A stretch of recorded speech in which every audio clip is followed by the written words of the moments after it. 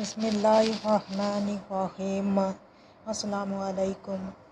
اگر گھر میں چوری ہو جائے، زیورات یا ضروری ساز و سامان چوری ہو جائے تو آپ چوری کی ہوئی چیزوں کو واپس لانے کے لیے یہ وظیفہ کر سکتے ہیں۔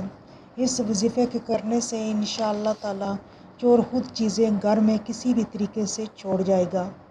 یہ وظیفہ اسی وقت کریں جب آپ کو معلوم ہو کہ واقعی یہ چیز چوری ہو گئی ہے۔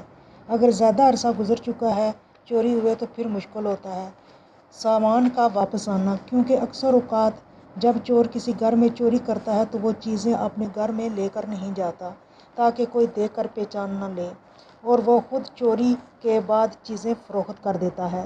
اس لیے جو ہی چوری ہو تو اسی وقت یہ وظیفہ کرے تاکہ چور چیزوں کو فروخت کرنے سے پہلے ہی آپ کو واپس کر دے۔ اگر چیزوں کو وہ فروخت کر دے گا تو پھر وہ آپ کو واپس نہیں کر سکے گا۔ اس لیے جلد سے وقت میں اس وظیفہ کو پورے یقین کے ساتھ کریں، آپ کو جلد ہی ساز و سامان واپس مل جائے گا۔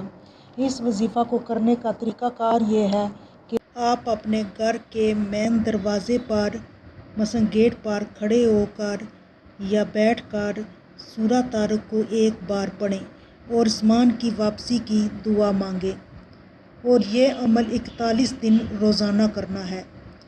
کوئی ایک ٹائم مقرر کر لیں، صبح یا عشاء کی نماز کے بعد یہ عمل کریں اور پوری یکسوئی کے ساتھ کریں اور یقین کے ساتھ کریں اور سامان کی واپسی کی دعا مانگیں۔ انشاءاللہ تعالی سامان آپ کو واپس مل جائے گا، لیکن شرط ضروری یہ ہے کہ اس چوری ہوئے تھوڑا ٹائم گزرا ہو۔ اگر بہت زیادہ عرصہ ہو جائے تو پھر تھوڑا مشکل ہو جاتا ہے واپس آنا۔